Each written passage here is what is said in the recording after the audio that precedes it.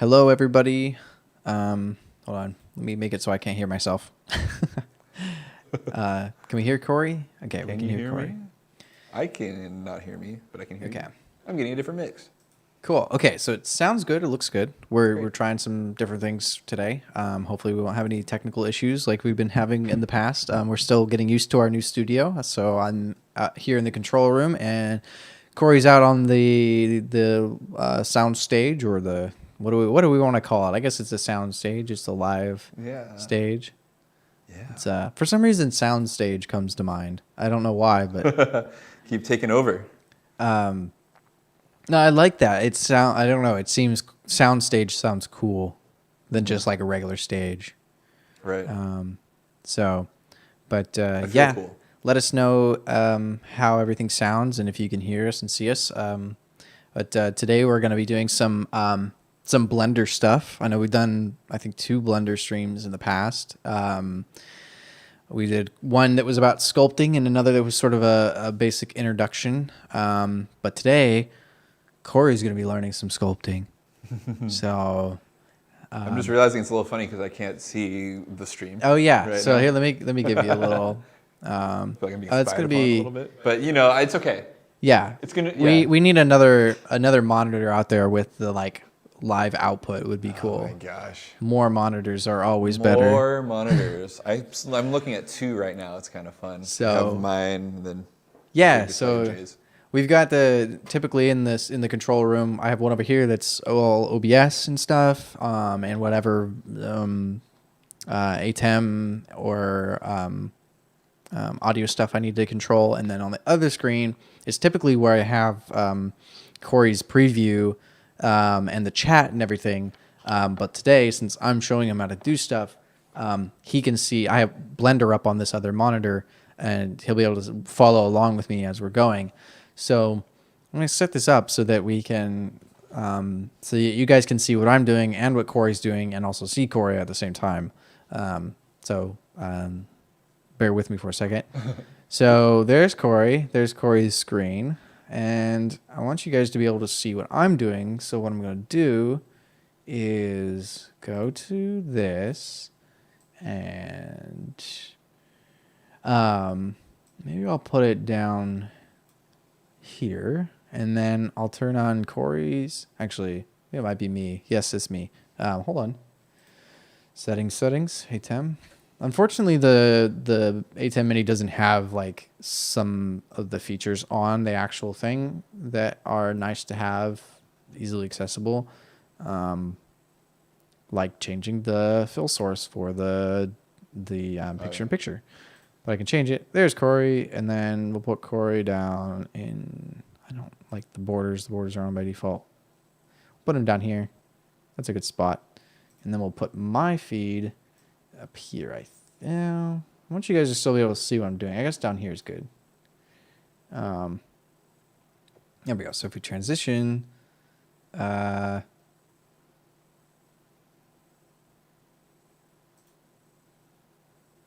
on.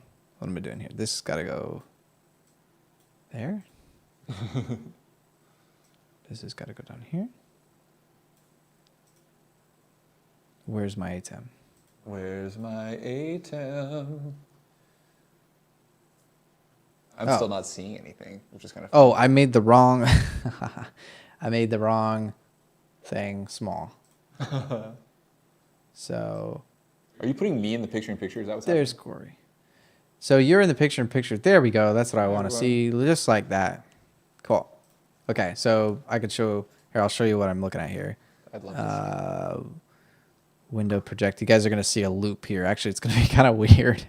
I don't know if I could show you, Cory, what we're doing. Don't do it. Essentially, my Blender will be down here. Cory's will be full screen, and then you can see Cory over in the corner. And I don't think there's anything super important. We're more just going to be kind of doing some basic modeling, so it shouldn't be too bad. Do you want me to scale anything up? Can you see what I'm doing okay? For me? Mm-hmm. It's actually wonderfully the same exact size as my screen right now. Perfect. Sweet. Yeah. Okay, so here you can see me moving around in the bottom corner, and then you can see when Cory moves around. So, okay, navigation. Yeah, how do you The move that around? basics. So your middle mouse button, if you click and hold down anywhere, you can orbit around your object. And then if you hold shift on your keyboard and middle mouse button, and click and drag. You can pan up and down and around. And then that moves the center. yeah, so that actually, yeah, it kind of moves where your camera's focused. So you can tell that there's like, if you move too far away, it's going to orbit around. There's like an invisible point that you can't really see that it orbits around. It's interesting that you can't see it. Yeah. So if you select the object that you want to orbit around and hit period on the numpad. So it's like, that's what I was talking about. Like you kind of need a keyboard with a numpad. Period on the numpad. So yeah, it's a different. I see. Yeah, so your numpad is kind of your camera controls. That's why it's so valuable to have a keyboard with a numpad on it. But so you can scroll in and out too, just regular zoom. So those are your main ones. You got holding shift to pan around, middle mouse button held down to orbit, and then scrolling to zoom in and out.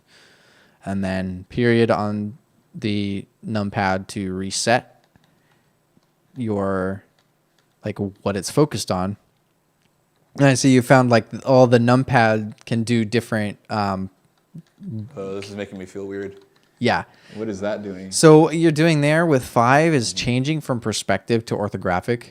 So perspective obviously is like there's a depth to things, like how we see things in real life, like things farther away get smaller. But orthographic is kind of the opposite of that, where like there's no perception of depth at all. Why would you want to use that? It's good when you're doing like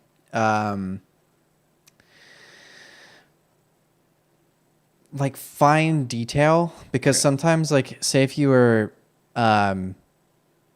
you typically only use it when you're in the sides and front views and the top view.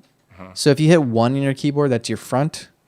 And then 3 is your right, and then 7 is your top. Those are the main ones that I use. I hardly ever use anything else, because the minute you pan around, it should knock you back into perspective, and you can see what you're in on the top left in that white text. There's it should say user perspective, and that's that's typically what view you're in. I rarely ever go user orthographic because it just is a little disorienting. It's almost like it almost feels like it'd be a fun effect.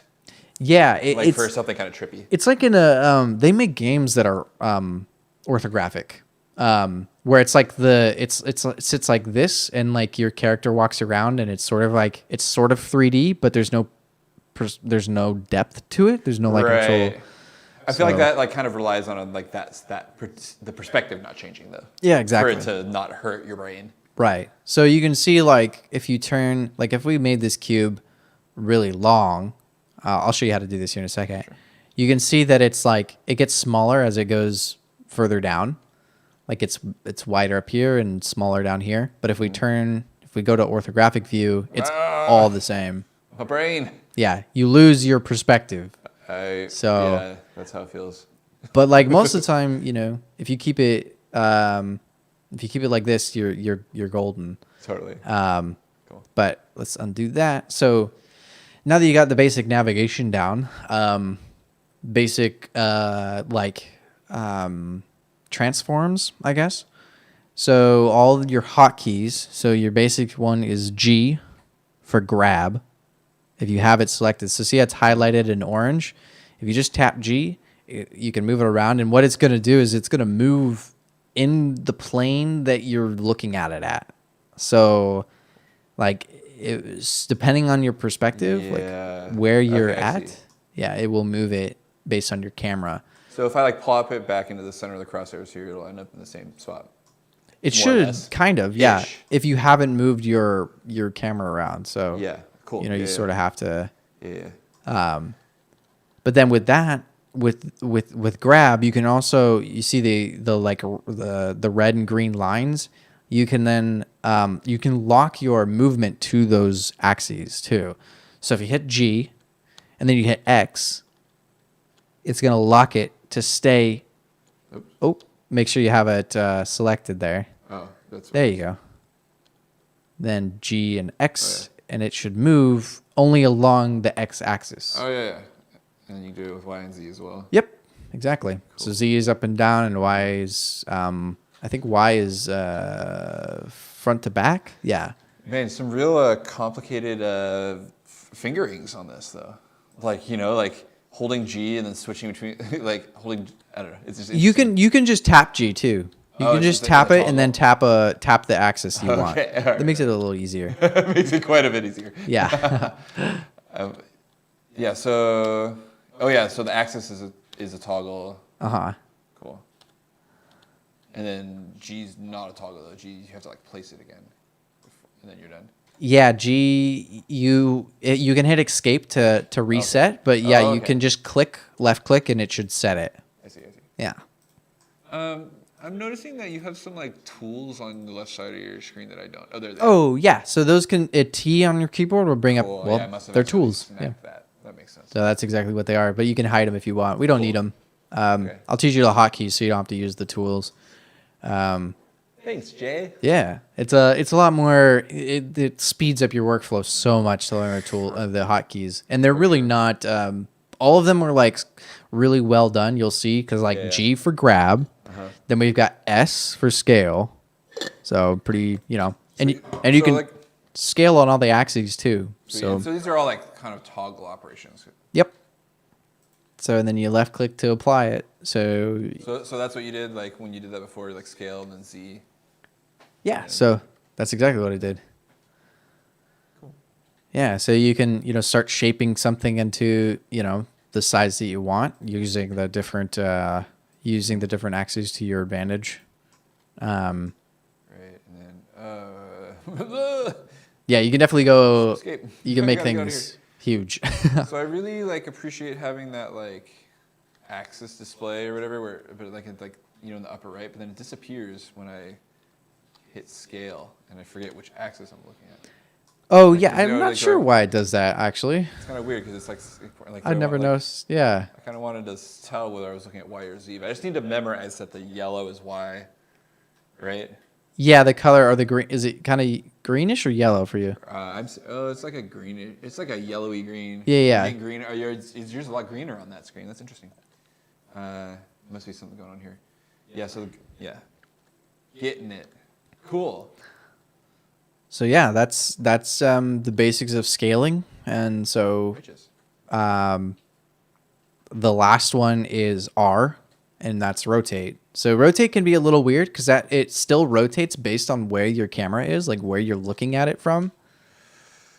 I'm having flashbacks to trying to solve those Breath of the Wild puzzles with the exactly. Yeah. Oh, dude, I'm triggered right now. So to make it a little bit more, a little less daunting, just like hitting R and rotating on an axis is a lot more like, gives you a lot more precision.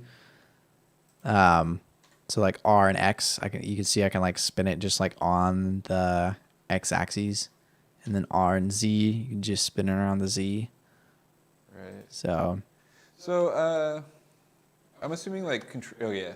There you go. Yeah, regular just controlled Z. That's not what I wanted. I wanted to rotate it. Yeah, I was like, it was looking. I couldn't tell if I was doing it right, but it was just because it was like so twisted. Yeah. It was just flipping around, all funny. This is cool, but I'm absolutely. I'm so triggered right now. That was such a traumatizing experience. Yeah, it's and all these have like more depth to them. So try double tapping R and see how you feel about that. Oh, okay, so it just like spins faster or whatever? It's kind of like a gyro rotate. It's a lot different than what you had before. So you see how you can like rotate it on a bunch of different this is even more like that experience. Exactly. And I'm even more triggered. That's what I thought would happen. So that's it can be actually very helpful if you're trying to particularly with characters that have armatures and you're trying to move like an arm in a certain way or something. Yeah, instead of just like fiddling axis. Yeah, trying to line your camera up exactly where you want it to rotate and whatnot. So it's just good to keep in mind that like all these transform tools are affected by what way you're looking at the object. Right. So like, hence the kind of importance of all those num key like perspective things, right? Exactly. And so like that little orange dot too that you see that's in the center of your object, that's its origin point, and that's where all of these transforms are applied. So like you can see that if you use the R key, that little line that connects to the center is showing you sort of where it's So like rotating. it's going to rotate around that point Exactly. no matter what the shape is. Yep. That's what it means. Yep. Okay. So you could like, I've seen people that don't worry about what I'm doing right now, but I've seen people that done this, and look how I've moved my origin away. Like my origin's down here and my object's over here. Yeah. And if I rotate, I think I've stumbled across students having this problem. Like when I've peeked in at you. Yeah. I've seen this. It's a very common thing to happen, and you really have to pay attention to where your little origin point is. Totally. There's a music production analog somewhere that I'm sure I can't think of. I'll think of it later. Cory's a bit on the quiet side, and I'm too loud. Okay, well that's a difference. That is a absolute first for our stream. How's that? Let me know if that's better. I can turn myself down a little bit. And who's that commenting? I can't see anything. Monica. Hi, Monica. Sorry I said it in that voice. I don't know what happened. Jay, I'm curious about something. Yeah. Let's see this like funny little cone. Can you tell me about this little cone? Yeah, hold on 1 second. Let's see. I'll turn myself down and turn you up a little bit. Let's give you... It looked like he was... Oh, not that loud. Don't talk, Cory. Don't talk. Sorry if that was loud. I think you should be good now. Am I good now? Okay. Okay, I didn't even want to breathe. This probably would have been a little cone? Like this like...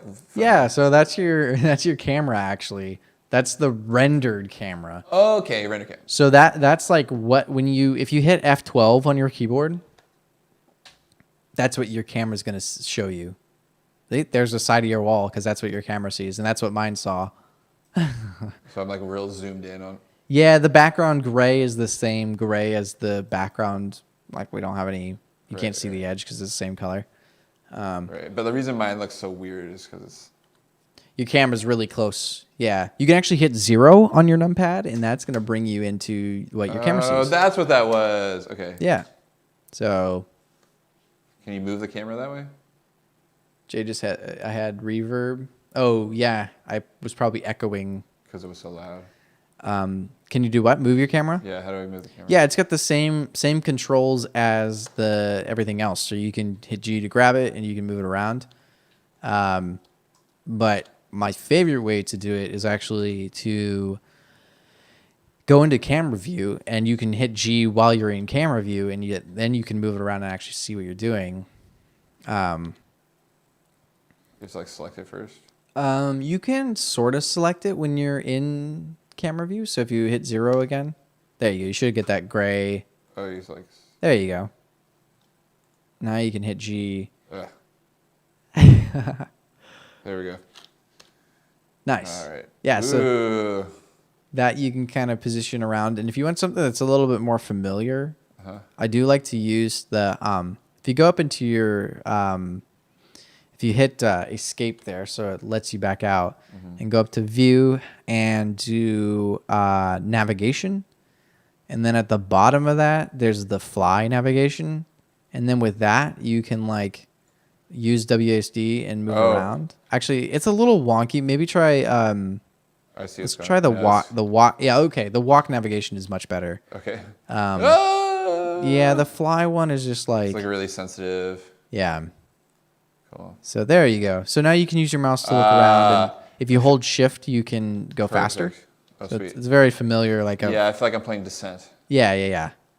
Exactly. It's like... You spent much time playing that game? It's been a while. Old school. Cool. So... Beautiful. Thank you. Yeah, that's a good way to move your camera, but it's totally, not... That makes a ton of sense to me. Yeah, we won't worry about it too much. We'll get into... and that other thing you see is your light. Oh, yeah. Mm-hmm. This weird looking thingy. Things are happening to me. Yeah, we can deal with the camera later. Yeah, bye-bye camera. I'm just putting you down. Yeah, you somehow managed to make it face straight up. I'm learning. This is my process. Don't judge me. Oh my gosh. So let's see. Okay, so you've got the basics of the scaling, rotating, and moving, and the moving around the interface. So over on the, how'd you manage to do that to your camera? Hitting S is doing something very strange. I don't know. Yeah. It was navigating? What's that, to do the walk navigation thing? It looks like you've rotated it. So yeah, but it's just weird. Like it's weird. Like the like. Oh yeah, like the walk navigation all of a sudden stops working. Well, I guess I'll show you. Whatever. It's not that important. Yeah, I'll show you how to. If you click your camera, if you go out into like perspective again. So if you hit 0 or just like rotate. If you select your camera and go to object up here and do clear, and you can clear all your different transforms. So you can see the hotkey actually shows you right there, Alt G, R, and S. Yeah. So if you clear your rotation, and I'll use the Alt S and G, it's going to put it right back in the middle. And then it should be like reset all its transforms. So if it's like weird, you can tell which way it's facing. If this is the top of the camera, the little triangle. So what I did was I just took mine and scooted it up and rotated it in the right view. So I hit 3 and then R, and in those views, they're essentially, it's like locking it to that axis. Something's happening over here. So I would undo that and try one more time. So like I said, if you go into the right orthographic view, so if you hit 3 on your keyboard, 3, and see, now you can see it that way. And if you grab it and hit R, you can actually like rotate it precisely up to face. I think it actually goes. I don't know why you can't see what direction up is in here, but I think you got to go the other way. I think if you hit R and rotate it that way, there you go. Perfect. Huh. Now see, yeah. Yeah, there's right side up. Hooray! It takes a little bit of getting like used to the like 3D space and like where things are, and it can be a little funky sometimes. For sure. Yeah, that's the thing that's really new. But I think this is actually like helpful, just like moving this thing around. Yeah. Yeah. Cool. So. All right, onward. Okay. So you've got. So I guess the light is the other thing that you see. You can move it around the same way. Scaling it doesn't do anything. All you can really do is grab it. And with this kind of light, you can't rotate it either. So pretty much all these do is move around. So, yeah. Cool. Let's add an object. So Great. With our cube selected, we can delete it by hitting the delete key. So there goes our cube. And then if we want to add in something else, if we hold Shift and hit A for the add menu, you get all your different types of things you can add. So the top selection, meshes, is probably where you're going to add things from most of the time. So you have plane, there's our cube, same one, circle, UV sphere.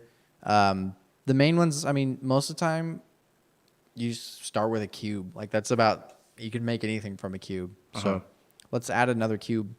Cool. And there's a brand new cube perfectly in the spot that it started in. So we're essentially back to square one here.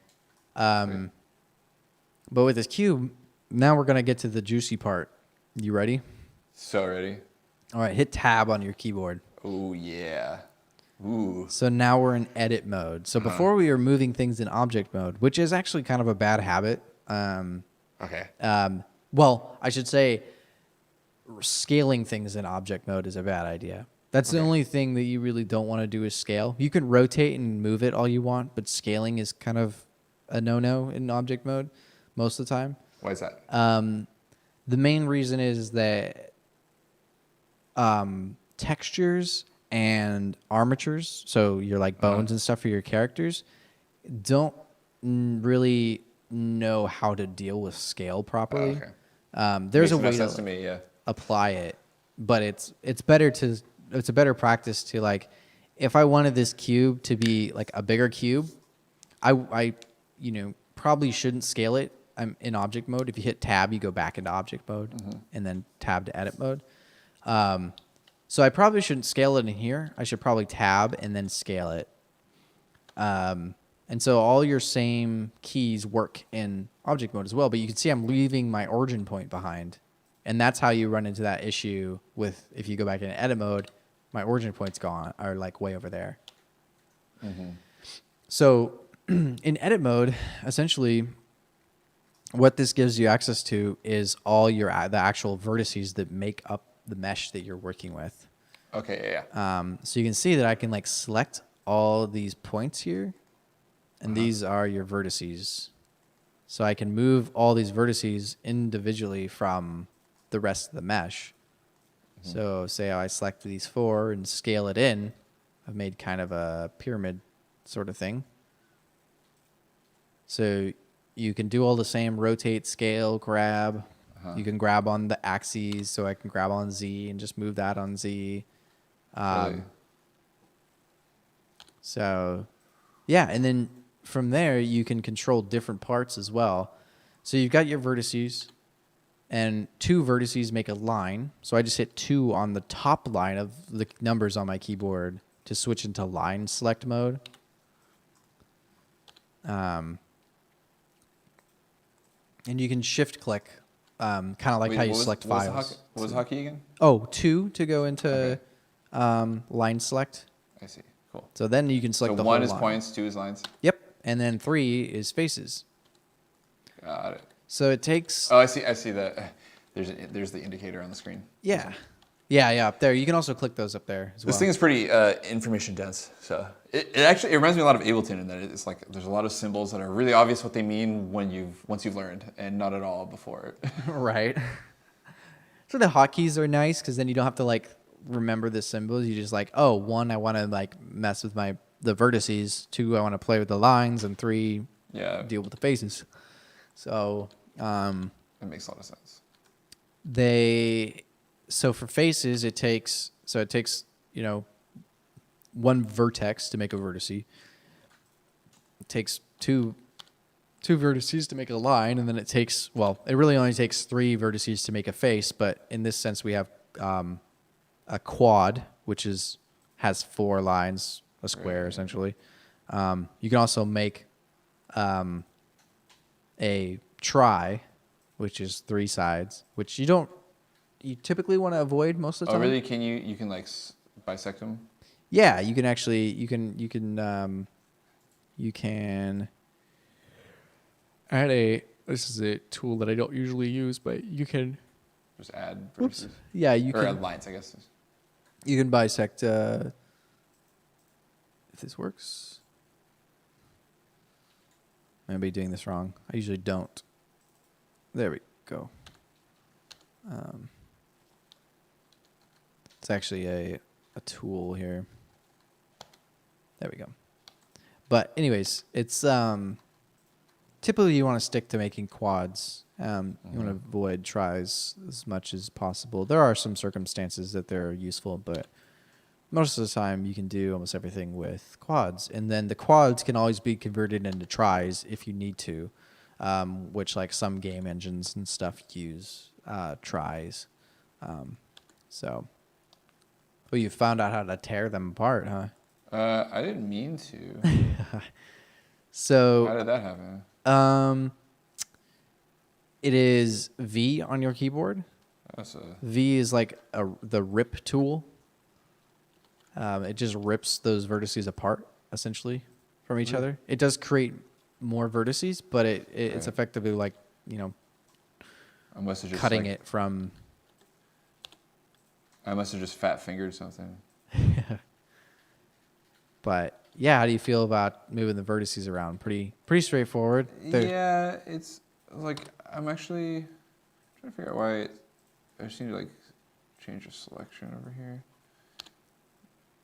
So you can do the same. What is it grabbing there? Like, I think I'm having a weird effect. So I'm like trying to like move this one because it's like trying to like even this out a little bit. Uh-huh. So I'm trying to grab just that point and move it. But it's doing this when I hit G. So yeah, I think it might have gotten, you might have accidentally hit V. So if you just Control Z back to another point, you can kind of see, it's a little hard to tell, but let's see. Oh, you think it's like cracked in there still? Yeah. So if you see on mine how like the orange, when I select this, goes to every line. Like see how it kind of fades out across the line? And yours only, when you select that one, it doesn't go on that top line of the box. So it like must have gotten cracked like a while ago. Yeah, so, that should be good. Try it now. Okay. So go back to vertex select. Is it not still? Huh, weird. I can just I'll just back it up for a while. I wonder if it happened then. Yeah, it could have happened when you're in vertex selection mode the first time. Yeah, totally. There we go. There. So now, yeah, see how you can see the orange on all three of the corners? Yeah. Yeah, there you go. That's what I was hoping to do. So yeah, now you figured out, top view, is really convenient particularly for like layouts of stuff. Yeah, I was trying to make this like more parallel. But I realized I should have been doing that from the get-go. Lesson learned, eh?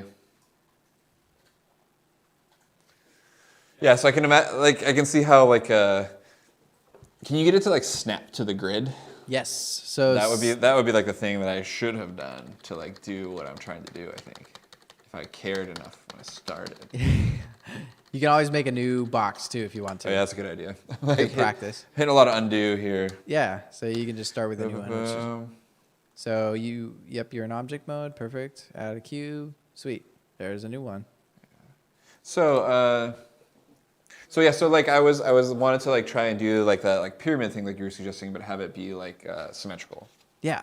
So one way to do it. So I've got a new cube here too. So if you're back in edit mode, and make sure all my top vertices are selected, and if you just hit S before moving anything, and keep it centered, and then G and Z to scale it on the Z, and I'm gonna select everything. A selects the whole thing.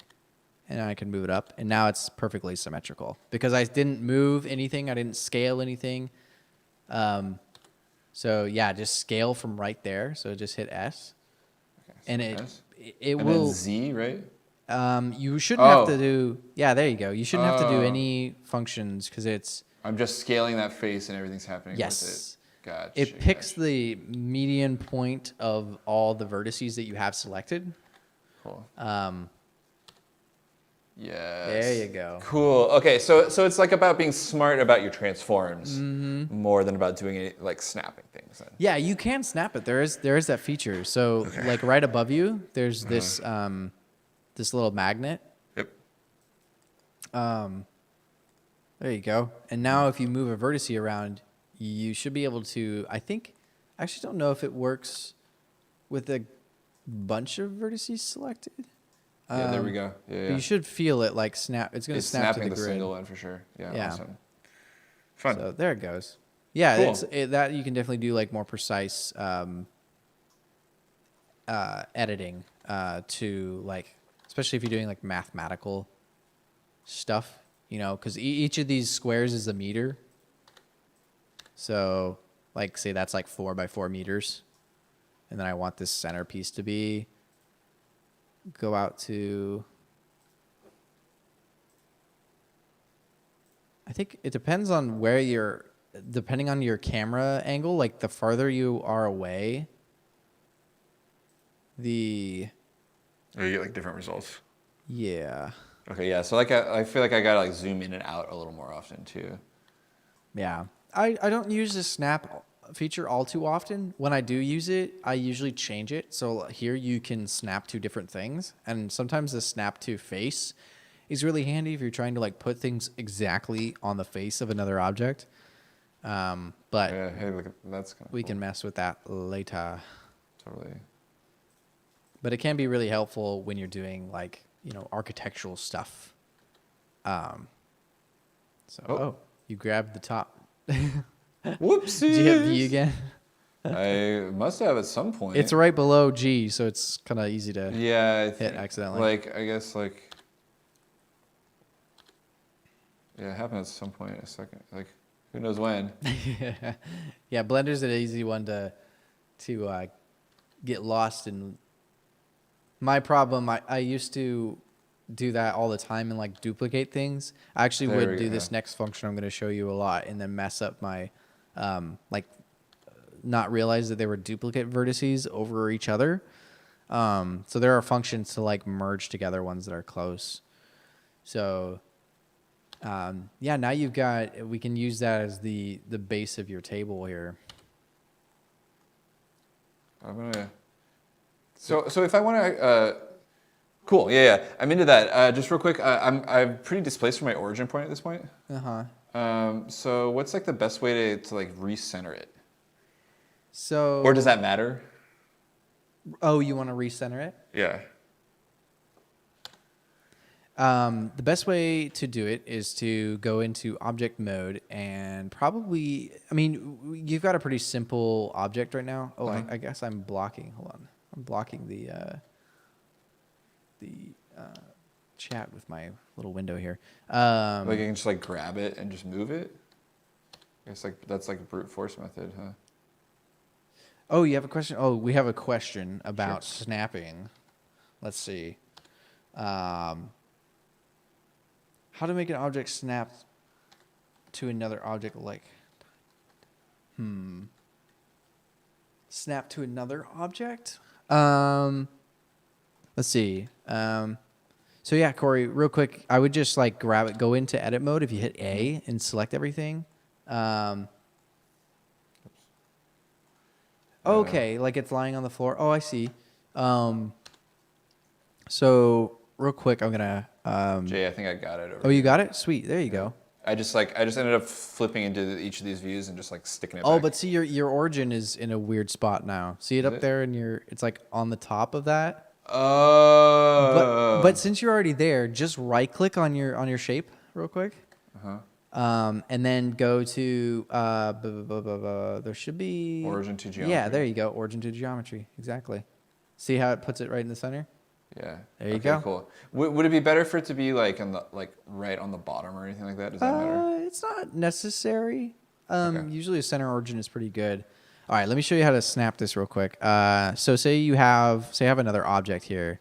Here's my little diamond. In the snapping menu, you can do snap to face, and it gives you a few options. I don't know how well this works with an object itself, but you can see that when I go to grab, see how it's right here, and then I go to grab and it kind of hooks back onto the face of the object. See, actually that worked pretty good. It is using the face. Although if you go on something diagonal, it doesn't really rotate. It might. Let's see if we can make it rotate. Align rotation to target. Look at that. Grab. Yeah. Although it's doing the wrong direction. Affects rotation. There we go. There we go. I don't know why it wants to flip it inside out though. We'll kind of get it to work. So that's there's an idea. So yeah, it's all in your Snap 2 settings in here. So that's where I would look and mess around with some of these settings and see what works best. It seems like this is probably, I think this is pretty close to what you're thinking. I don't know why. It seems like sometimes it's fine with grab edges, but it sort of works. Might have to play with it a little bit, but it seems to work pretty good. So Cory, our table here, I'll show you a little.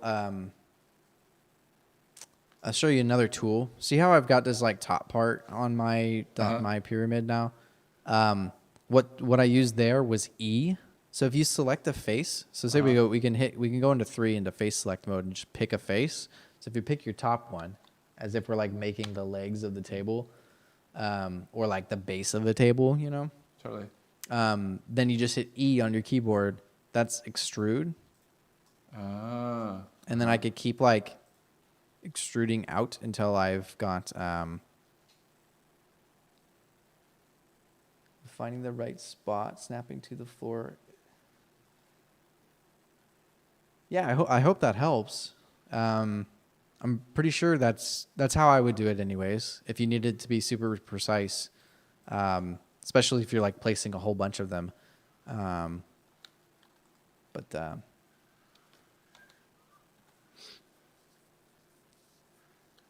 Is that working for you?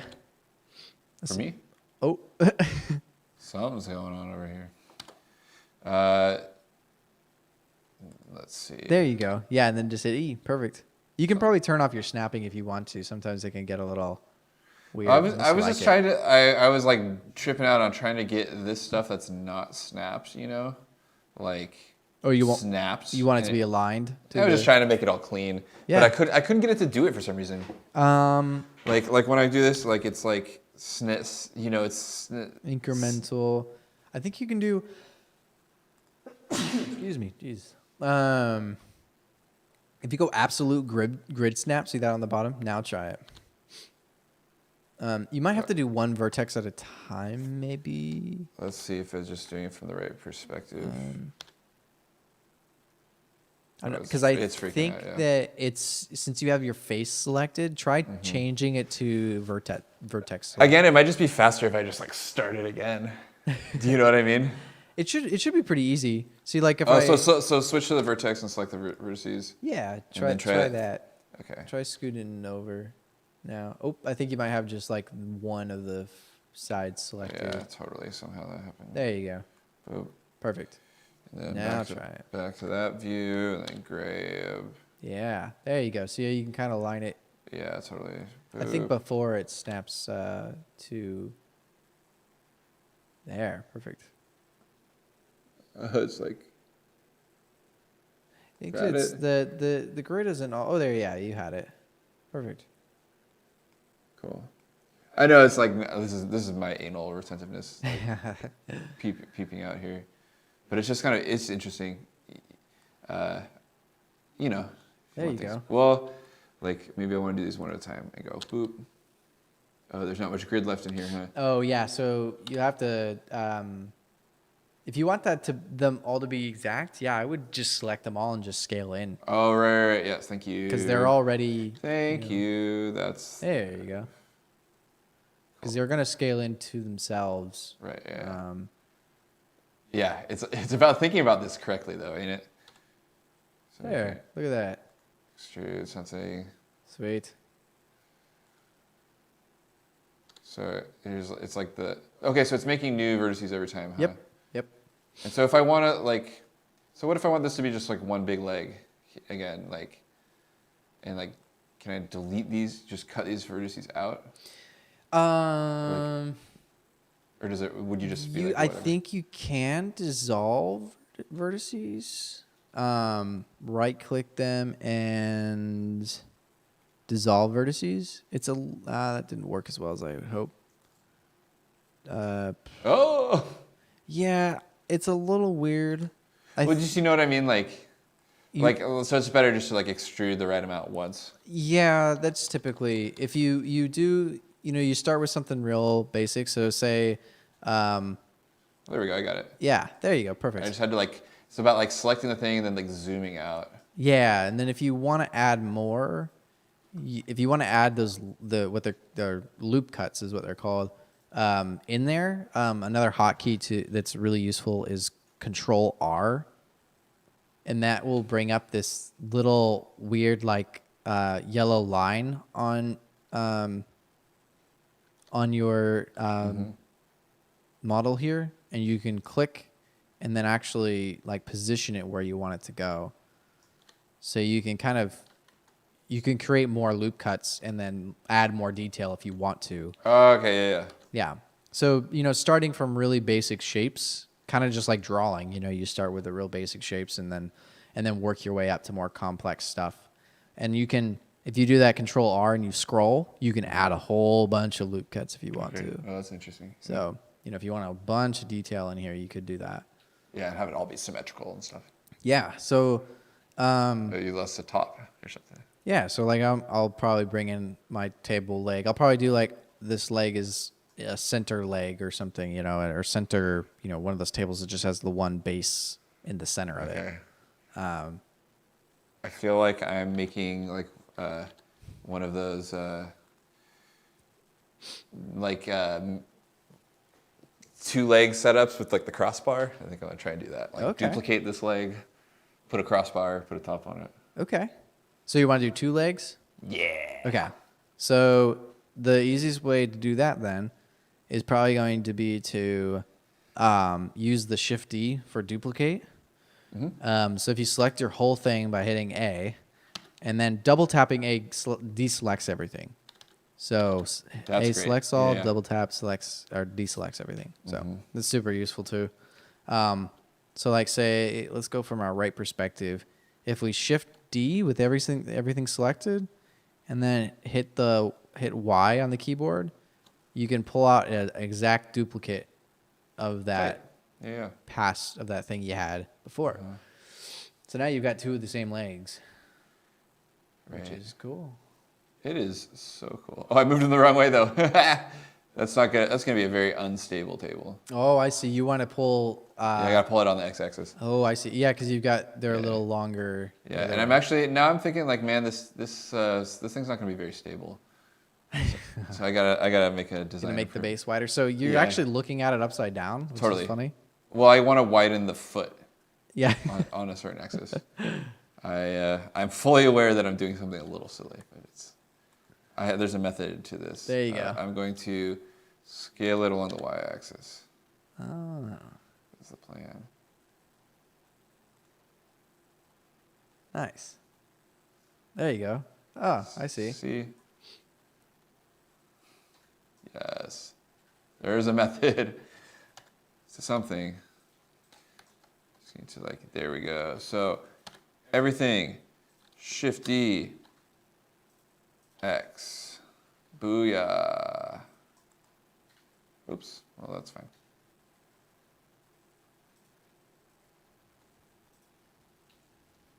This is like the design of a bunch of these sit-stand desks. Oh, that I was shopping for a while back, and then decided I just didn't make a lot of sense for me to have that actually.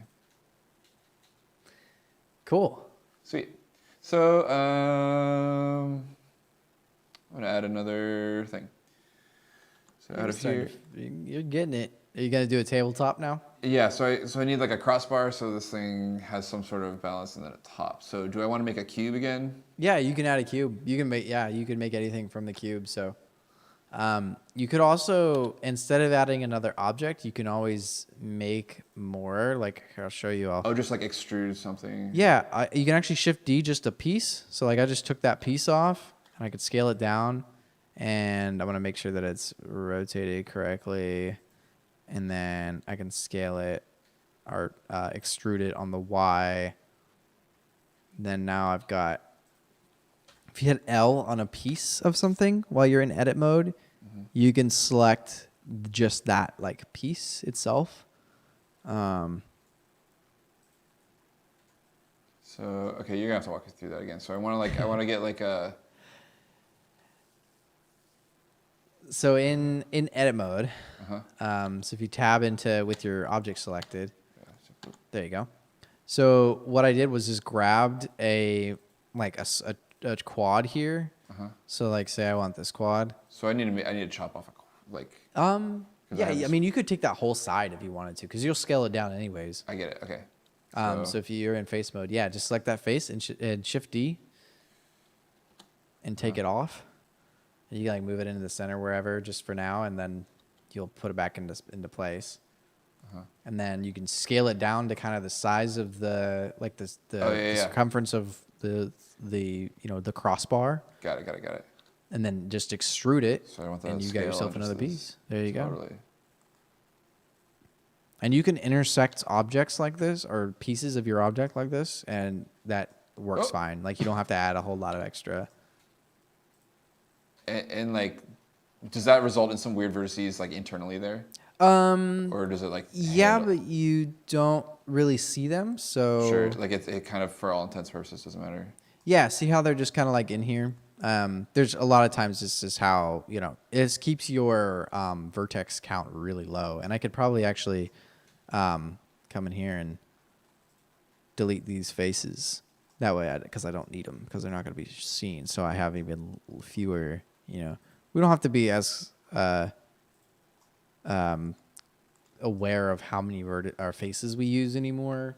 It used to be a big thing in games. Obviously, if you want your stuff to render fast, fewer faces the better, and obviously the easier it is to work with. But Oops.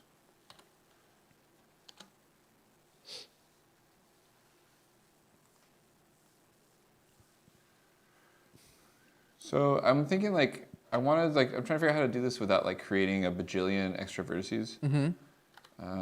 Oops. Scale and Z. there you go. So like just like when I extrude it, like it like creates like a split here.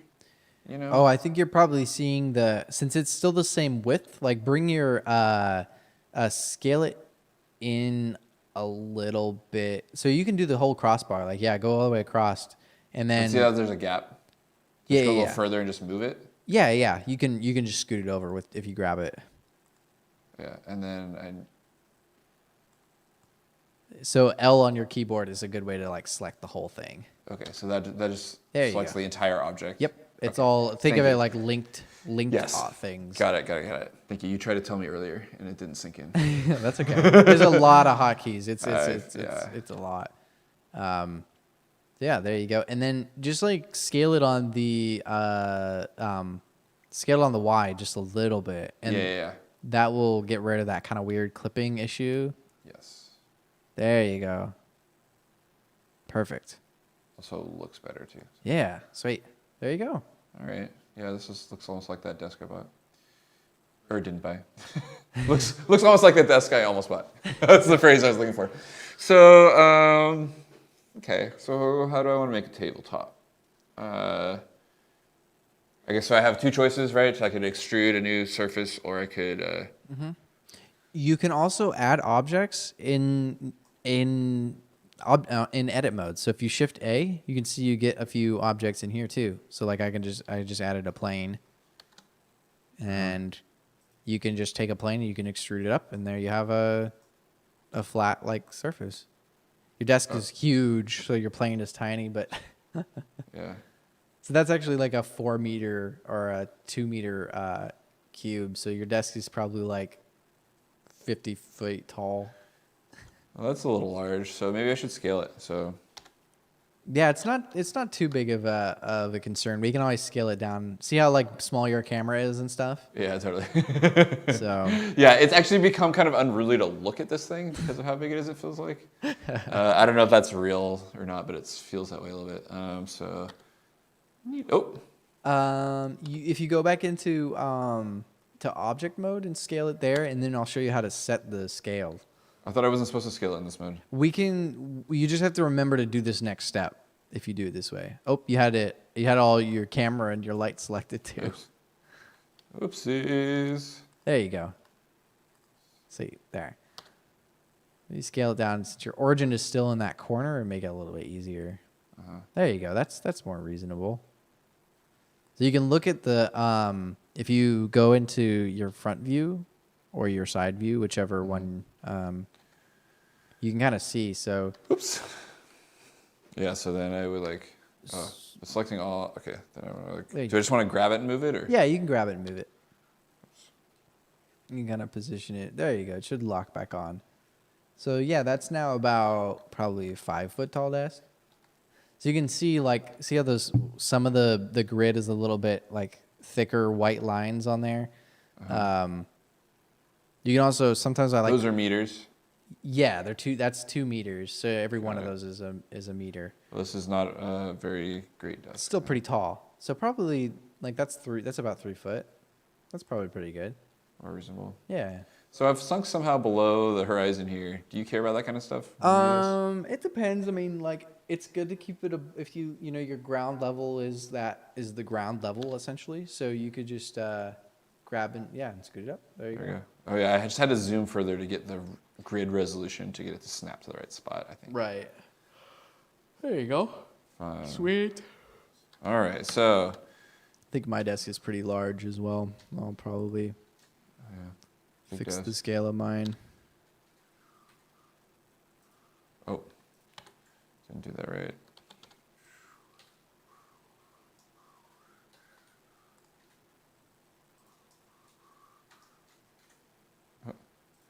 So, before we go back into edit mode, let's show you how to apply your scale here, since we did. Oh yeah. So, up in the object settings, there should be the apply option. Yep. And then apply, and you can just hit scale, and you're good. That's it. Cool. You can see over in the corner over here. See how these are all one? Like it should all be set to 1, and that's what you want. See how my object, this object here, is all like, zeroed out. Yeah, it was 0.041 before. So. Yeah, exactly. So now you're good. Cool. So you can scale in object mode. You just have to remember to apply your scale so that it's not, out of whack. But yeah, now in edit mode, you can add in whatever you can add in a plane, and it should be more reasonable size now.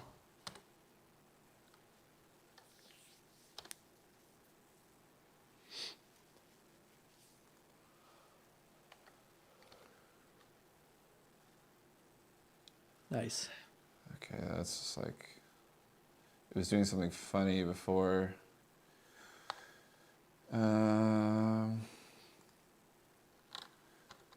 So does it only, oh, I see. Okay. So once it duplicate.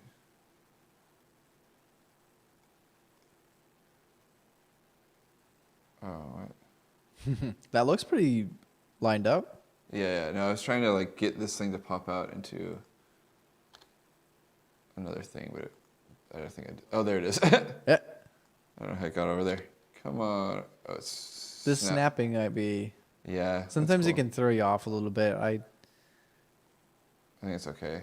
Okay. For the moment, because I'm just gonna take the surface, extrude it, or try to. Oops, I gotta select the plane though.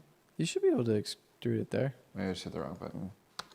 Hey, Oh, it's it's still snapping on the It might be a little easier. There you go.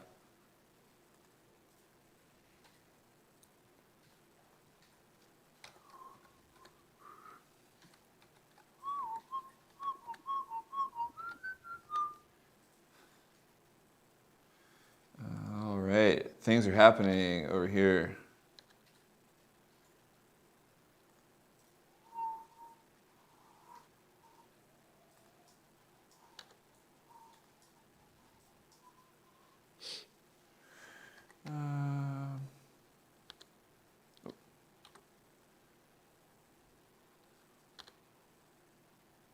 Whoa.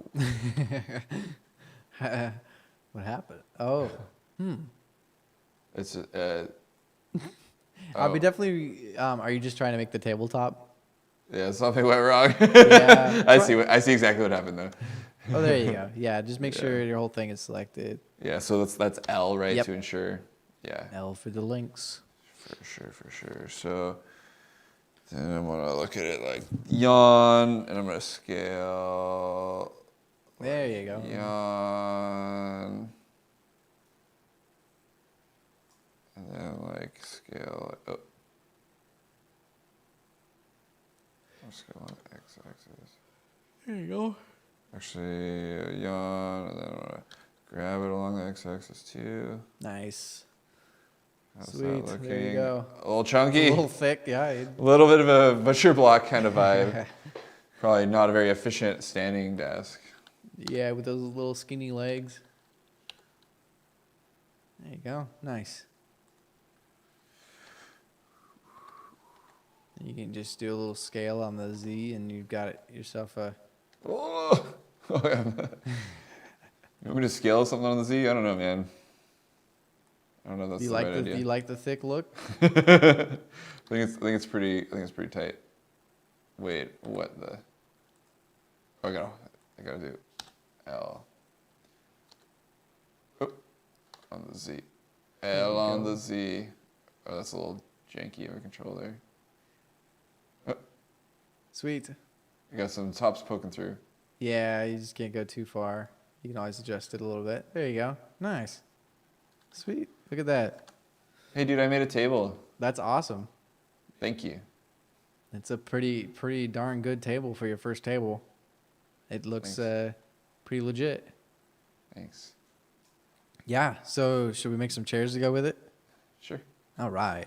You want to try to do a chair by yourself or? Okay. Okay. I'll make a chair too. So you can watch right. me as well if you want some hints. Okay. So I definitely would. I'm going to adjust my. I'm going to put my table so it's more centered here. And then now that you have your object, you can scale, and this is a fairly simple object. So if you want to scale and make it longer or something, you can, and then just apply the scale. Totally. But I'm going to grab and scoot my table over so I have space to build a chair.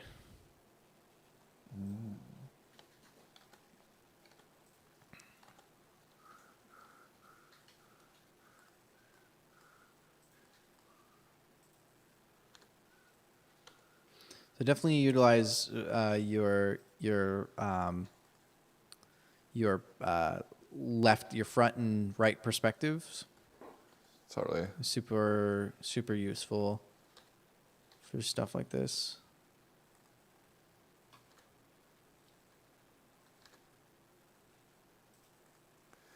All right. What kind of chair am I gonna do?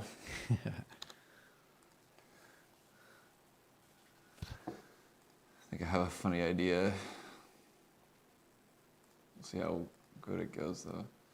So I just had this. Okay, maybe I need to talk to you about it. I was thinking of trying to make something that was like one of those sitting exercise ball chairs, like a yoga ball chair. Oh yeah. Because I saw there's some fun objects in there, like the Taurus.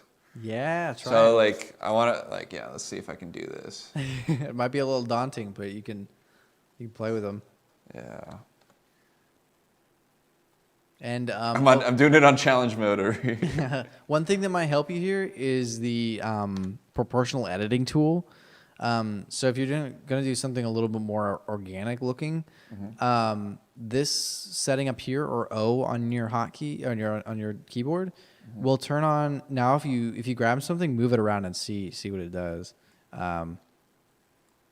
Like the whole thing? Just a piece. There you go. Okay. Whoa. So it kind of see how you have like an area fall off. It definitely helps with organic shapes and things like that. Cool. Gives you a little bit more or less rigid controls. Totally.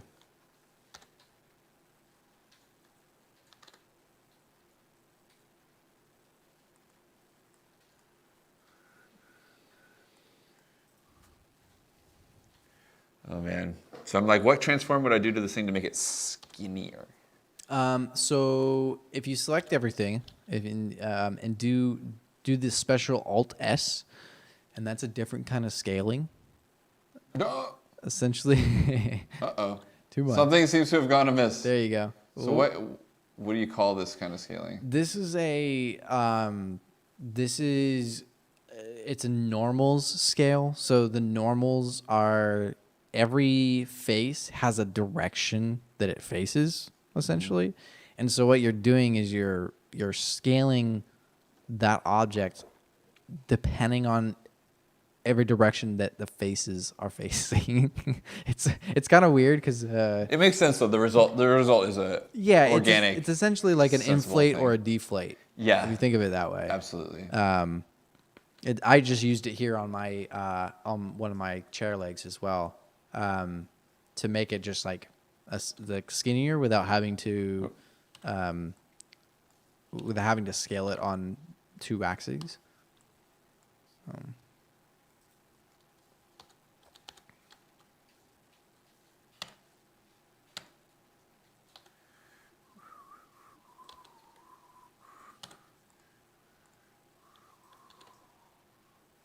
Oops.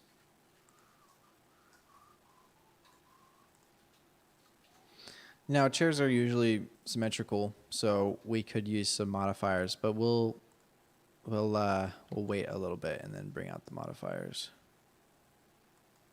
because they can be a little weird.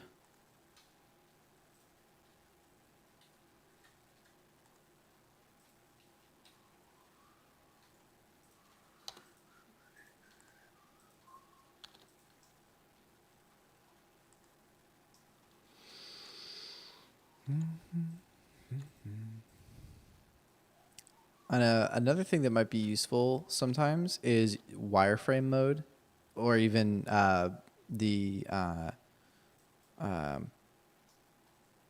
it kind of makes it so you can see through your object, and then you can actually select vertices through it as well. Totally. That's this little toggle X-ray, which is Alt-Z button. And it's a little bit weird to get used to, especially with something as dense as that. It makes perfect sense, though. But yeah, so now you can like select faces through an object and things like that. Totally. I'm pretty alright with how that's sitting. So what does like one of these things even look like? I'm trying to imagine like how you cradle these little yoga balls. Sorry, what was that? We had a comment about making bar stools. What were you saying? I'm trying to imagine how these little yoga balls get cradled. Oh, yeah. You can always look up a reference picture, too. That's a great idea. I kind of have like an idea of like how I design it. Uh-huh. With like... What if we made how about a bar with all these, with yoga balls instead of bar stools? Yoga bar. Yeah. Is that a thing? Probably. I don't know, it should be. So probably like just to do this like in a consistent way, instead of making this new object, I probably actually just want to like,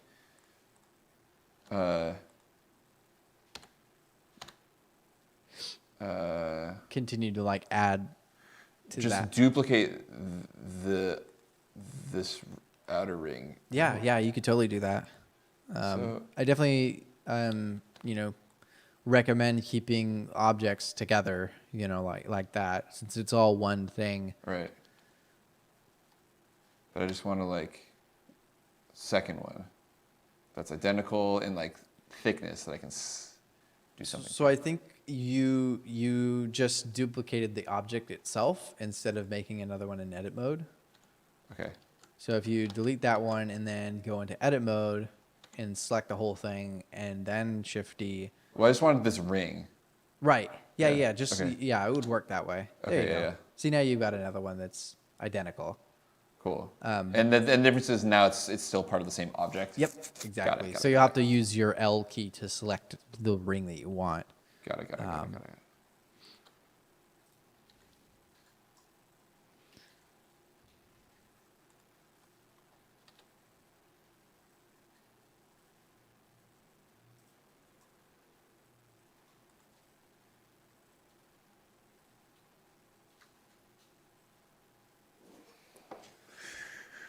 This is a weird design, but here we go.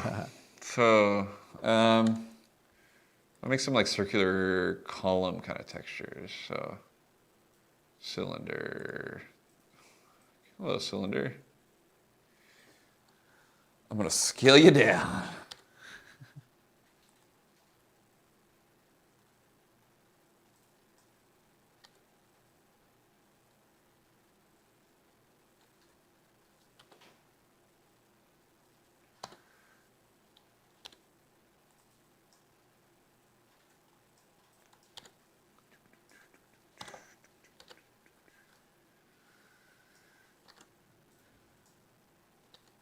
It's a very uncomfortable looking chair, but Damn, did you really whip that up? oh, I've made many a chairs in my time. I can only imagine. Maybe I'll do, let's see. Let's add some.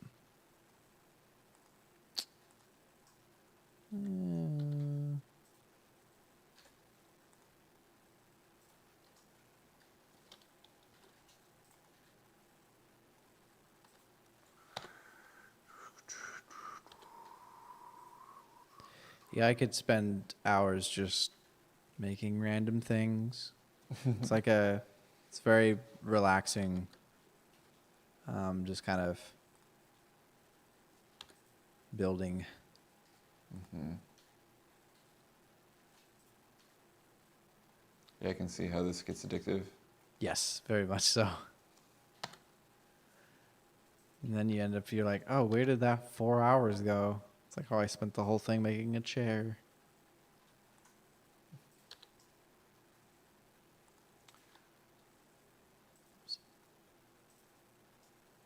Ta-da.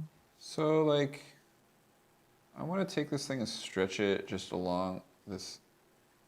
I just want to make it a little longer. Uh-huh. Oh, I got to apply some stuff. I'm in the wrong mode. My God. I would definitely recommend probably just like extruding from the toruses that you have. Instead of using another piece, because then you have a pretty dense like. Just like in terms of minimizing the amount of mesh. Yeah. I just really wanted it to be cylindrical too. I see. So my idea was to do this and then duplicate it like 4 times or 3 times, so it was like had 4. Someone tell me if this would work for an actual design. I don't know. You know what I mean? I guess it would. But I guess like so maybe what I think what I like probably should have done is before I rotated it, I should have just made it a little longer. So something that might help too when you're adding objects is so say we go in here and go mesh and do cylinder, and down in the bottom left, you'll see this like add cylinder thing. And before you move anything, it's super easy to miss. But before you move anything, if you bring up that menu and bring down the vertice count here, it's a little less intense. And then you can edit it, and so it's not like, it's not crazy dense with mesh. Totally, because it's got like way more vertices than like these toruses do. Right. Like, so 12 or something like that in the ring. Cool. Okay. Yeah, it's easy to miss, and like you have to do it before you do anything to it, because like the second if you notice, like the second I move this, it's gone. Like you lose that menu and you can't go back. So. Oh yeah. So somehow my sphere, so can you show me how to make these the same object? Yeah, so if you shift select both of those, so select, you got your rings and then that, and then I believe it's, you can just right click and join, and it's cool. Control Easy J, peasy. and that's it. Gotcha. And so, somehow it like did it, some process I did over here made it happen to like the desk itself or whatever, but anyways. Cool.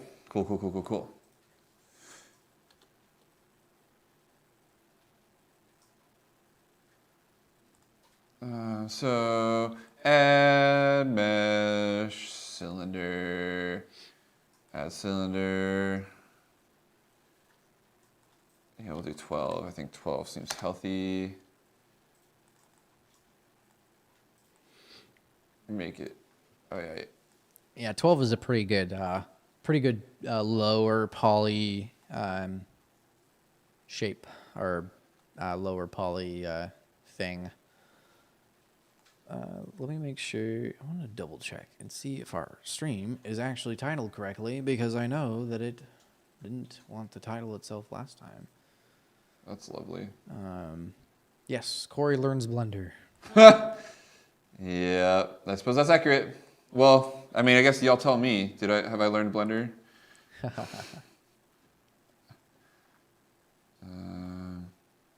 I know, right?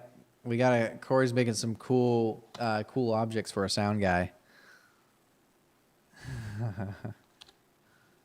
Could I've done worse art. Now, thanks for watching, though. Appreciate it. Yeah, that almost worked.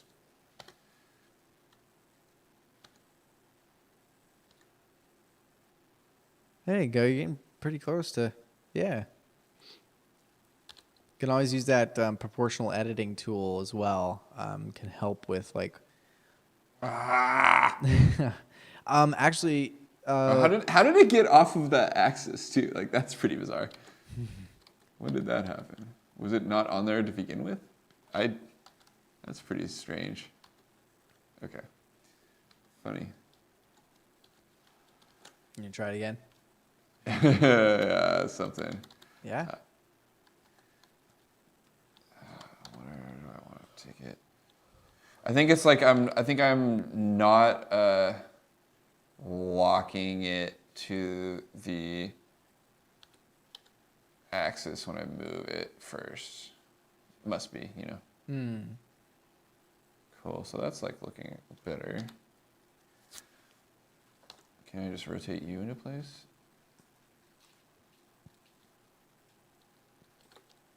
Yeah, the like two keystrokes to like rotate it along or to like move it along the axis is like a little confusing. The whole thing just needs to get scaled. Oh, the like GZR or GZ whatever. Exactly. That's Yeah. that. I'm finding that to be the thing that's like the least intuitive. So proportional editing tool. Remind me again. So O on your keyboard is a hotkey, but it's also up here at the very top. Oh right. Mm-hmm. Yeah. And then while you're in, I guess you've been in object mode, but while you're in edit mode, so you have to remember to like scale and set your transforms for that object. Yeah. You can actually apply all if you want. Yeah. There you go. And then now go into edit mode. And if you grab just like that bottom piece.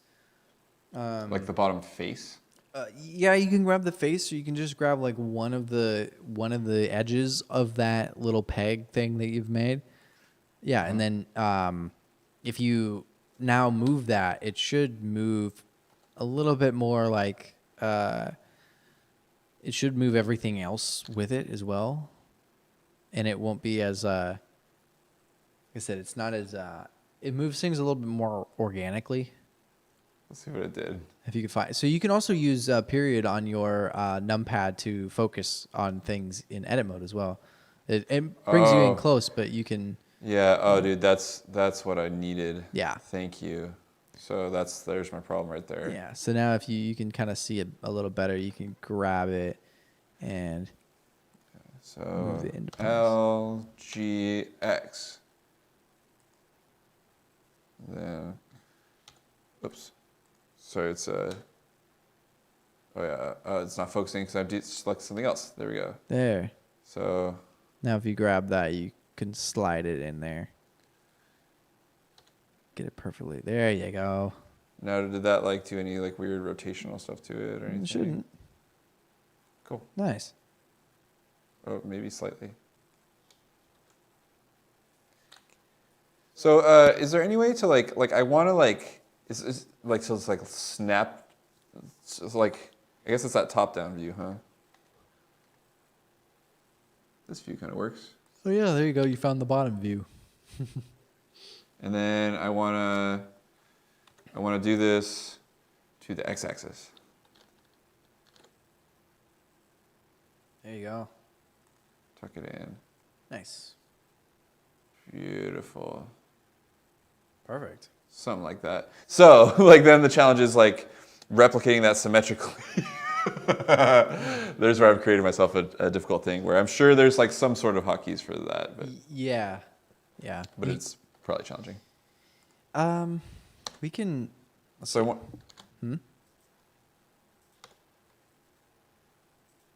Is there a way to just like flip it on an axis? I think you can mirror things that way.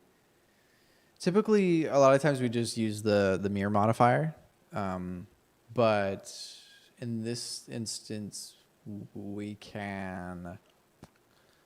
How can we do this? Probably editing it from the 3D cursor. So you've actually got it selected like that already.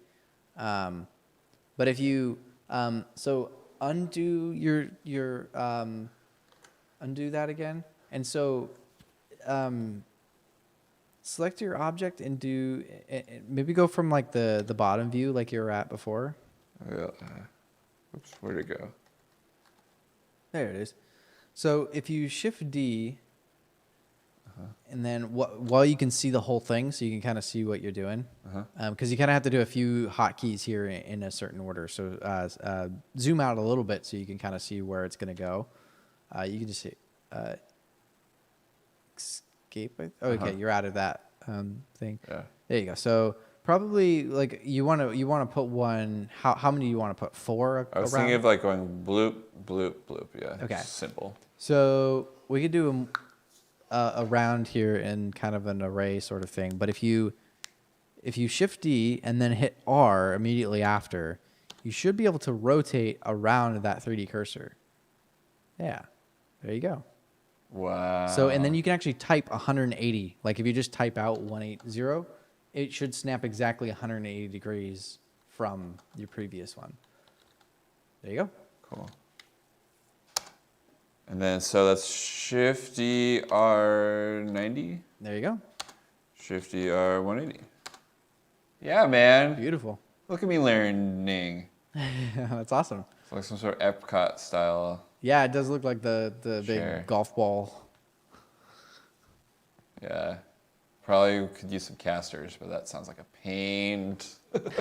I don't really know if I feel like modeling casters. It looks pretty cool though. That's awesome. Totally. I don't mean to derail you from anything you had in mind, but I'm becoming curious about putting like a texture on this thing. Sure. Yeah, we can talk about textures. So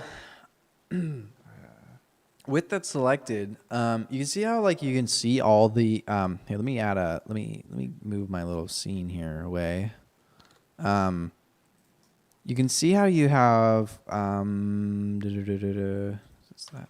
you can see how like all of the squares show up on this. Yeah. So the first thing a lot of times that you'll do is right click and do smooth shading. And then all of a sudden, And that's in edit mode? in object mode. Okay. There you go. And all of a sudden it should turn all smooth and nice. La la. Yeah. So with the with that object selected, we can go down and hold on. Let me see. Let me hide your thing real quick since it's behind your picture. But down here, this is your like all your properties panel stuff. So this has all the properties for your object, for any kind of like any kind of thing you have selected. All the properties for it are over here, including like the world and stuff. But what we're worried about for materials is this one, this little pink beach ball one, is our materials tab. So you see that our object doesn't have any materials, but we can go ahead and add a new one. And we added material 1. And then if we scroll down a little bit, you can see base color in this little setting right here. And you can just as easy pick a thing, but you notice it still doesn't do anything. So the problem that we run into now is that the viewport isn't showing us the colors that we want to see. So up here in this menu where the X-ray one was, there's another one over that's viewport shading. So now if you, you got your table now. Yep. Yeah, give your table. I'm getting ahead of you already even. There you go. Sweet. And that's it. And then you have a whole bunch of like settings in here for, how specular things are. The roughness is like you can make a shiny, like this already looks like a marble. How shiny stuff is. So that's the Yeah, your roughness. Oh, okay. So like more rough is, obviously less shiny. And then the specular is... It's being super weird with these for some reason. There we go. There you go. It's funny, the color that you picked is actually the color that Blender shows you when it doesn't have any textures. Oh, really? Yeah. This is a funny scene that it defaults to. So like for that part, like say you want that bottom part to be a metal. So let me add in a torus and kind of copy what you got going on here. Join these together in smooth shade. So say you want like that bottom part to be metal. What we got to do is you can actually assign certain materials to certain parts of a mesh. So say you've got your purple ball and then you want the bottom bars to be like a brushed metal or some kind of shiny material. So I'm gonna make this red kind of more rough, like a rubber ball would probably be. And then if you go into edit mode and then select the parts that you want to be a different material. So yeah, select all your metal parts there with L. You like shift select L. Yeah. There you go. And then up here so if you scroll up a little bit in your materials, you can add another material and do new and then hit assign. And then you'll see that it will change. Tight. It looks like one of the... Oh, there it went. Okay, you're good. So yeah, now you can like make that look... So you can actually make it metal. There's a metallic slider, and then you can bring your roughness down, and you see it kind of starts looking like metal.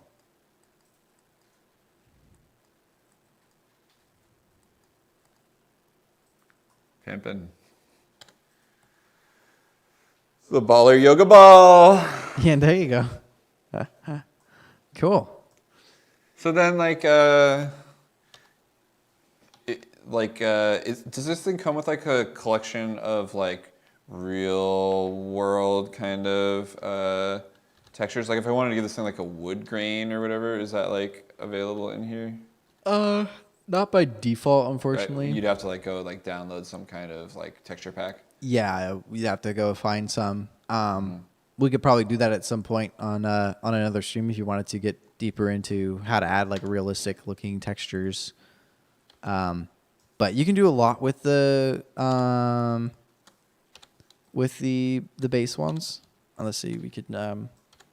There's kind of a procedural way to do it, but it's pretty complicated. Yeah,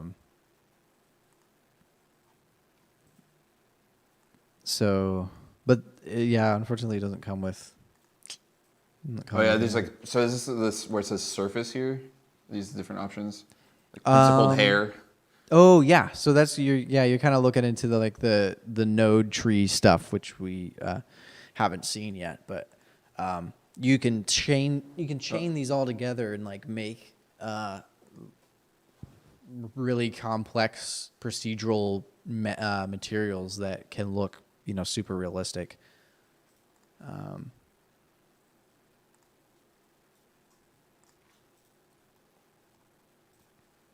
You can name these materials too.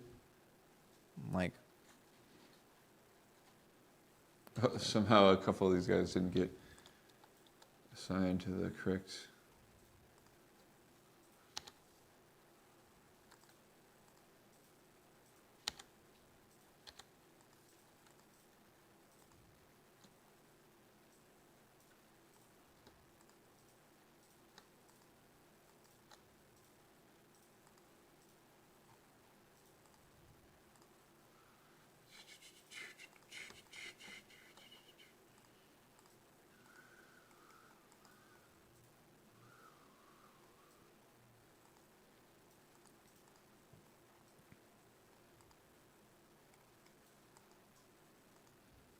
Cool. So material for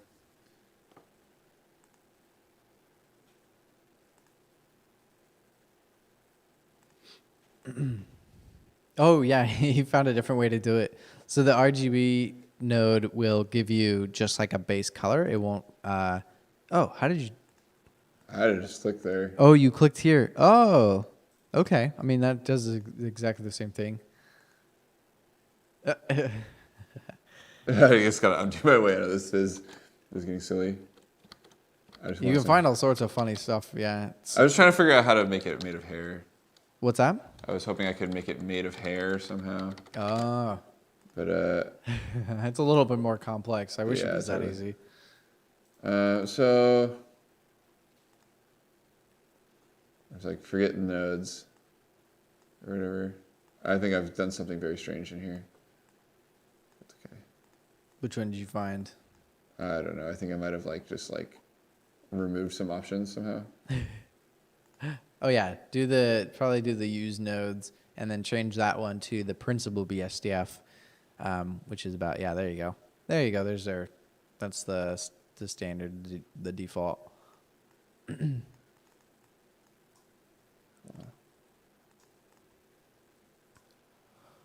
So there's some material particle. There's all sorts of weird stuff in here. Oh yeah, it could be very complex. So the typical way you mess with those is in this menu, so you can see this is the same. in the full nodes. Yeah, so I can add what you did earlier was you added an RGB node and you plugged it into the base color here, and so essentially this is the same thing. You can just control it with an RGB node. Yeah. How do you get into the node editor? So there's a little drop down in your corner over here. And then in there it's shader editor. Okay. And then you can adjust all these windows by just dragging up and stuff. Yeah, cool. It's all it's all customizable depending on how you want to do it. It's neat. It's very much like Ableton actually. Yeah.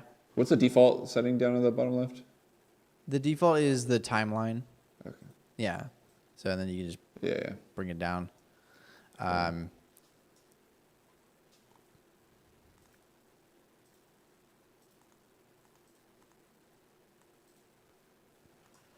So yeah, that's the basics of materials and stuff. Of course, the textures get a little bit more complicated, but essentially you where we were going with that was adding in instead of a base color, we do a texture and an image texture.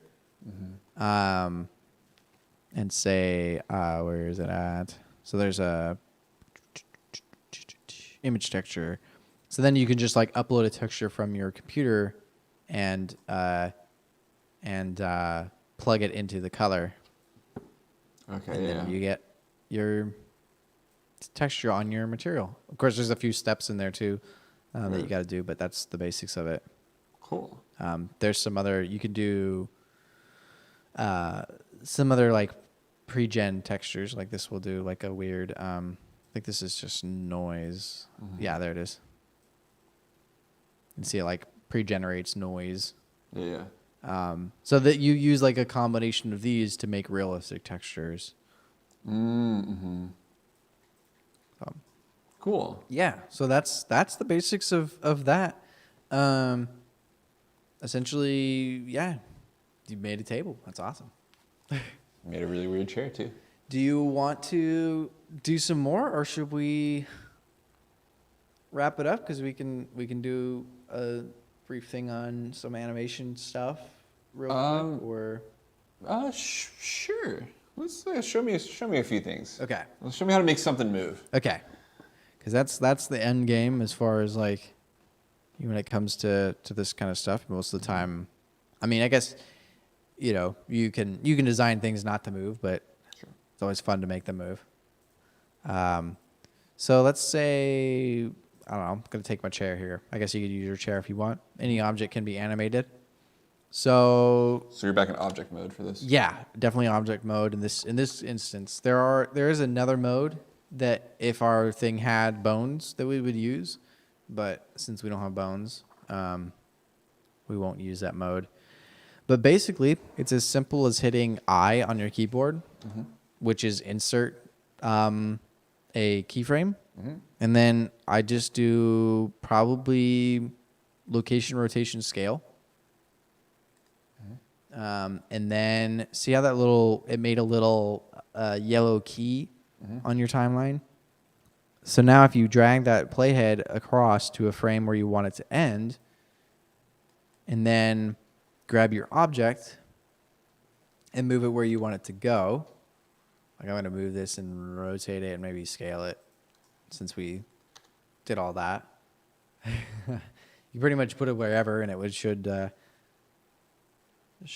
animate to there. And then you just hit I again and location, rotation, scale.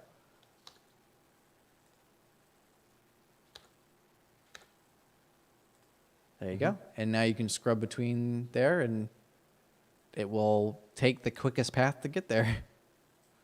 Fun. Whoop. Yep. As simple as that. So of course it gets a lot more complicated as you go, but that's the basics of animating. Neat. So you can insert a keyframe. Maybe I want to rotate it a little bit, make it spin really fast. Insert rotation. Cool. And so the timeline is per object. Yes. Cool. So you select the different object and Yep. You can do it, yeah. Animate your table to fly around.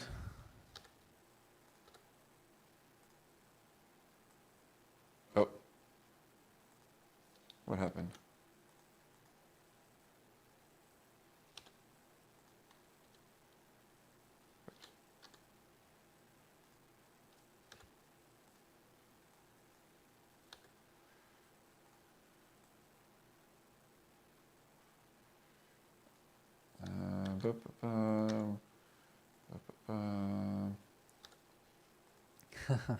I was trying to like make it do something wackier and faster. Oh yeah, so you can select these and grab them just like you can anything on the timeline to make things, obviously the closer together they are, the faster they go. So Totally.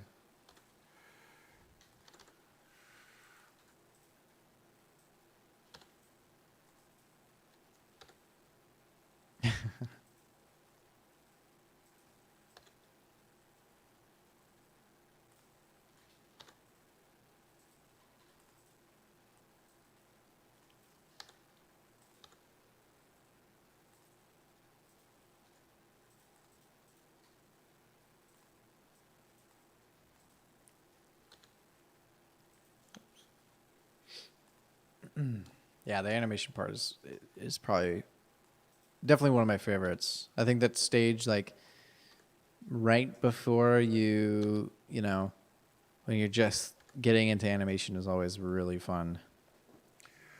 All right, I've almost almost completed my masterpiece here.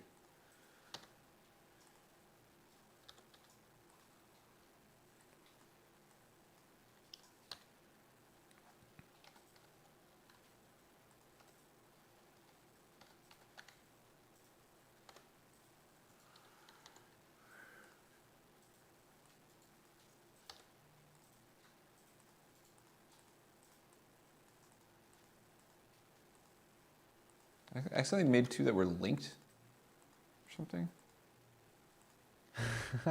Oh, so what that means when it's like that is that there's no animation between those two frames. So they're just gonna jump. Doesn't move. So I set two keyframes to be identical. Yes, exactly. I get it.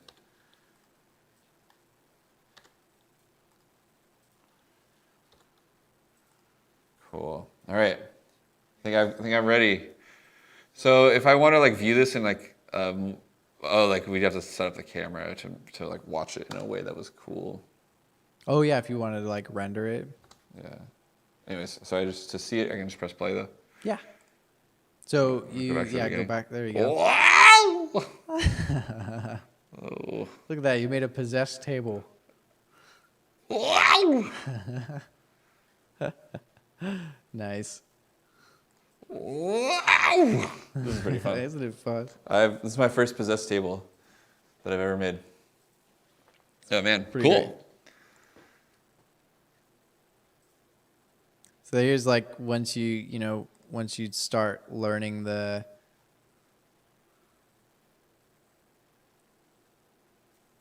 as you start, doing more animation stuff, you figure out the principles of animation, like even from 2D apply in 3D as well, which is pretty cool. Mm-hmm. So what I did, there's also a button here you could turn on that might make it a little bit easier. Mm-hmm. So you can, what I'm doing is I've got this turned on. So whenever I move something, it auto keys it. So like I can move something and it's going to automatically put it in a keyframe. So see if I go somewhere that doesn't have a keyframe yet, I can move this and see it adds one. Cool. So that's super useful if you're... Mm-hmm. What's the button? It's this little weird auto keying button right here, this little blue one. So then you can like rotate and scale and everything, and it will automatically add in. Cool. And then you can just like arrow key to the next frame. That's cool. Yeah, so you could go, frame by frame or however you want to. Yeah. Super cool. Frame by frame motion here. Like I just got it to like, got my chair like shooting over, shoom, like that, but it's all smooth like.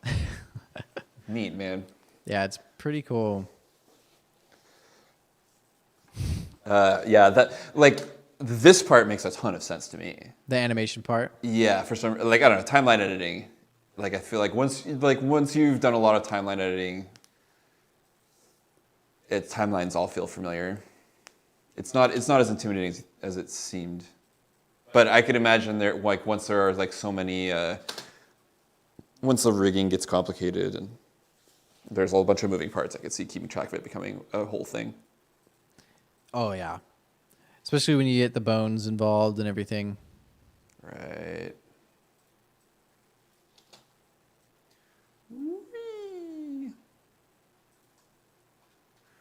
I've always wanted to make a possessed table.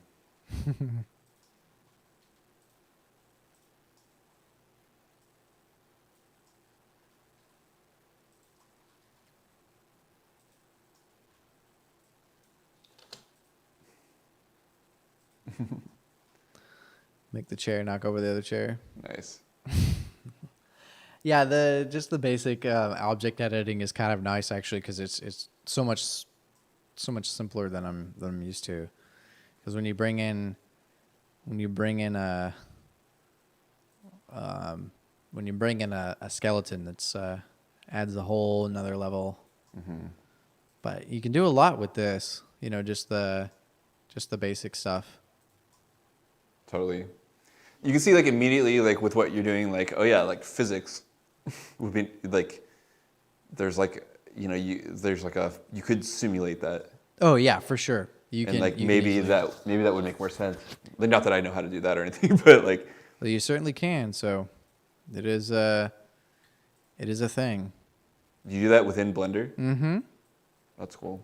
So like you could do like a combination, like animate that other chair to do its motion and then like have this one just react in a physical way. Yep. That's really cool.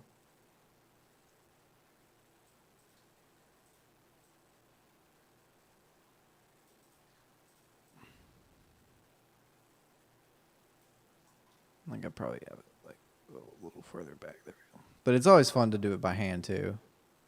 Oh yeah, totally. Yeah, like practice. Yeah, like that little like leap that it does at the end, like makes it a lot more natural looking. Yeah, little reaction too. So it's like the build up and the anticipation, And then a slight little like bounce almost like once it hits the floor. Yeah. So like it gets hit right there.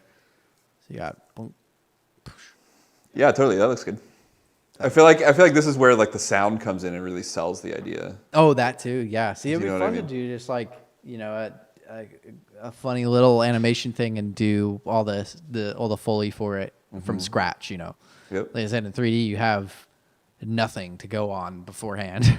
Right. Every little piece is made, by hand. But yeah, so it's pretty fun. Dude, that's cool. So you have like the anticipation that it's going to fall over, and then just the bop. Mm-hmm. There's a few, techniques in there that,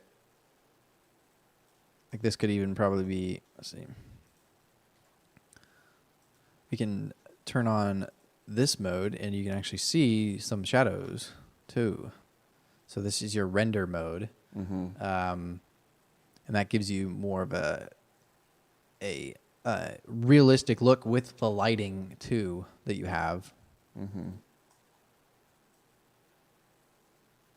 Oh wow, yeah, you can really see the shadows of my table on my chair. Oh yeah, you can see the shadows as they go around it. Yeah.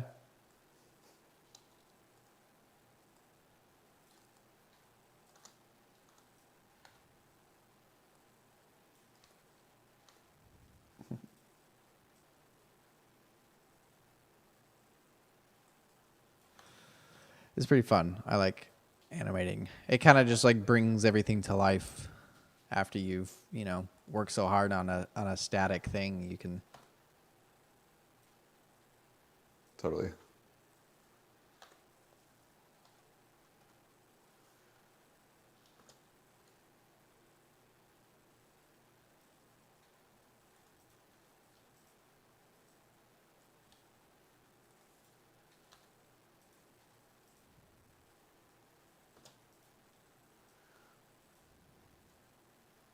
Woo.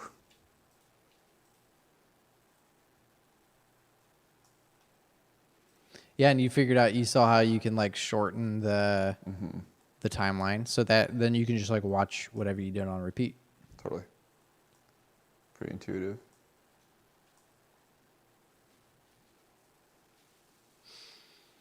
So yeah, cool. That was fun. Yeah, look at it go. Woohoo!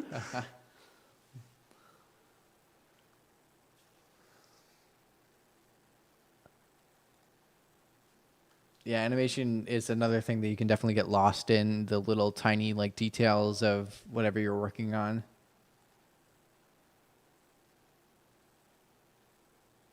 Totally. Cool. Well, good job. That was fun. Yeah, man, thanks. Yeah, we'll have to Oh! we'll have to pick another time to come back and do some more and get a little bit more advanced and maybe Totally. make something else. We'll have to take some suggestions from our two viewers. But yeah, we appreciate everybody watching and commenting and stuff, and always love doing Blender things. So Yeah, this is fun.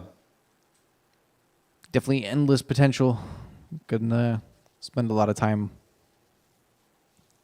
working in this. So Totally.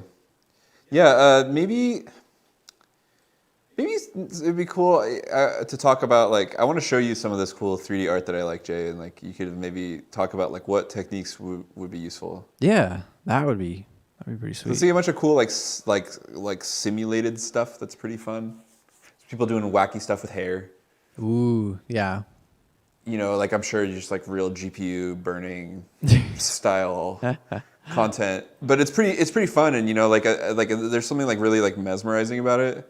Even these things that like seem relatively simple because they're just like there's no attempt to make them appear realistic. Right. They're just like detailed, It's like it's kind of this uncanny valley art, which is fun. Yeah, I've definitely seen some of those before. Mm-hmm. So, well, cool, awesome. Let me see if I can turn this back so we can. Yeah, sweet. There's Cory's gonna get some evidence of his hard work. Look what I did, y'all. Maybe I should film it moving. Look at me go. Blender, y'all. Amazing. Cool.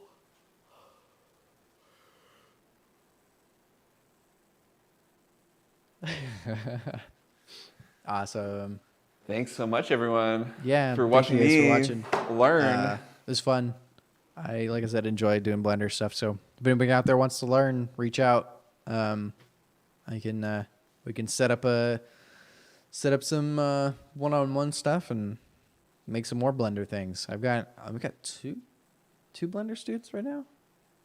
Maybe three. Is it three? I thought there was a third one. No, I think it's two. Well, here, teach me how to sculpt something next time. Oh yeah, we could do some sculpting. I have a 3D character that I wouldn't mind making. Yeah, cool. sculpting is fun. Yeah, I'll keep teaching you drum grooves. Yes, cool. Okay, well, until next time, guys. We'll see you next Thursday at 5. We'll be here. All right, back in the studio. Cool. See you later. Bye.